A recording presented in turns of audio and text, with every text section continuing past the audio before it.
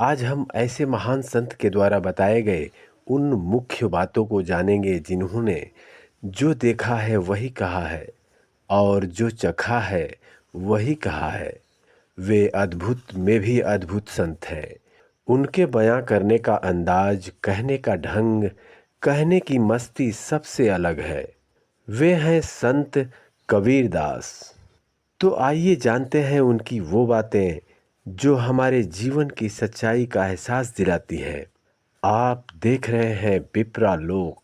यदि चैनल को सब्सक्राइब नहीं किए हैं तो कृपया अवश्य कर लें।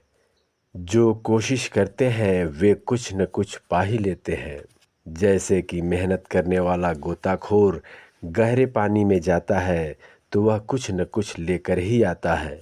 लेकिन कुछ बेचारे ऐसे भी लोग होते हैं जो डूबने के डर से जिंदगी भर किनारे पर ही बैठे रह जाते हैं और कुछ नहीं पाते। किसी सज्जन पुरुष की जाति न पूछकर उसके ज्ञान को समझना चाहिए और उसे अपने जीवन में अपनाना चाहिए।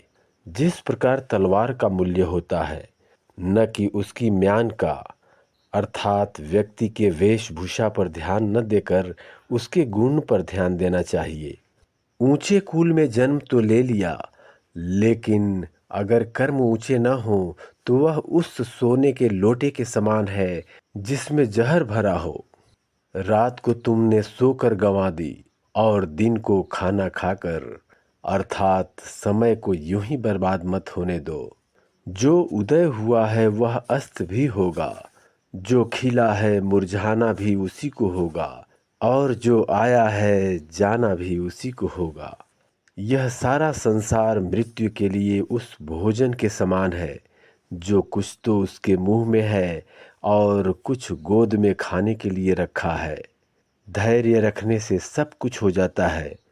जैसे कोई माली किसी पेड़ में 100 घड़ा पानी भी डाल दे तो क्या, फल तो समय से ही आएंगे। पराई स्त्री के साथ प्रेम प्रसंग करना लहसुन खाने के समान है।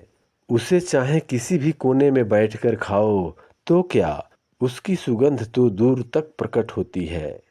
लंबे समय तक हाथ में मोती का माला फेरने से कुछ नहीं होता जब तक कि आपके मन के भाव शांत न होंगे। चित्त को शांत करने और मन को काबू रखने पर ही मन की शीतलता प्राप्त होती है।